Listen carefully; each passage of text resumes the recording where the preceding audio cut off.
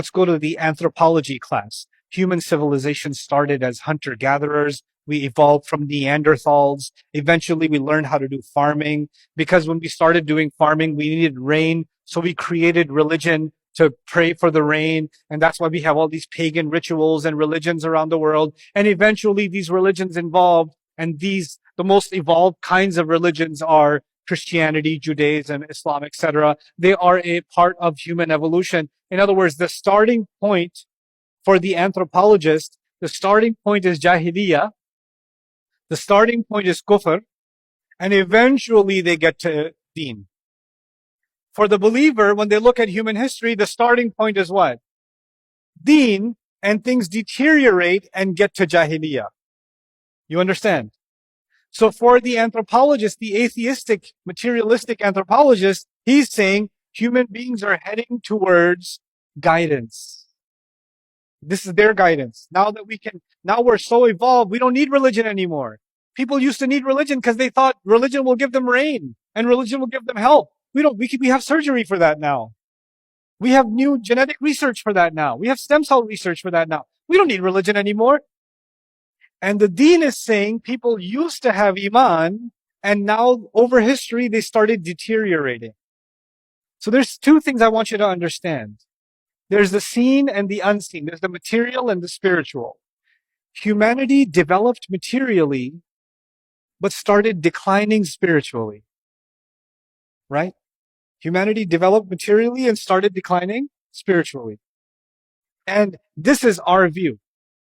So what happens to Muslims now is they see advanced societies and say, they must have got something right. They're so smart. They have better roads than us. When you go to the Muslim world and you're looking for a trash can, good luck. Right? When you're looking for a straight line at the grocery store so your turn can come next. Inna lillahi wa inna ilayhi raji'un. When you're looking for indicating before you change lanes. Lanes? What's that? I was in a few Muslim countries. We're on a highway and there's a guy in the middle lane on a bicycle going this way. And I'm like, is this normal? They're like, yeah. Welcome to the Ummah. So when you see nations that have law and order, they have, one interesting example. I was in Denmark, and in a small town, and by the coast they have farms. That's strawberry farms and vegetables or whatever. And the people who grow those vegetables, they sell them. You know how they sell them? They put them in a basket, small baskets, and they put a price, and they leave it in a shack, and it says, put money here. That's all. There's nobody there. And they've been running the business for 50 years. Some people come, put money, and they take. They come, put money, and they take. And I'm like, nah, we gotta check registrations at the door. We gotta, wait, where are you going? Did you pay? No, nothing. And we're like, why do these people have this high morality? We're supposed to have the religion and they have this morality. I don't get it. You see? So this becomes a kind of a crisis for a lot of people, right? We're going to take a step-by-step approach to this.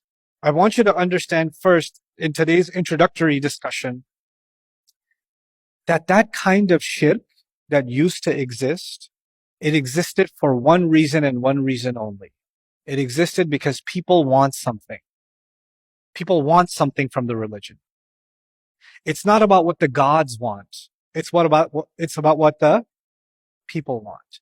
And if we give the God what he wants, then he will give us what we want. But the only reason we're going to this God or these gods is because we want something. It's consumer driven. It's worshiper driven. It's not God driven, it's consumer driven. And therefore, you come up with a God that is fitting to your wants. You want rain? Make a rain God. You want wealth? Make a wealth God. You want health? Make a health God. You want fertility? Make a fertility goddess. You understand that? So the religions started getting designed to fit the wants of the people. The actual God wasn't the God of fertility, wasn't Zeus, wasn't Archimedes, the real God was what people's own wants were. The real God was their hawa.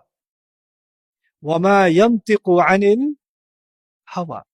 That's the actual God. It looks like idols and temples and all this other stuff, but actually behind the source code behind all of this is actually what people want for themselves.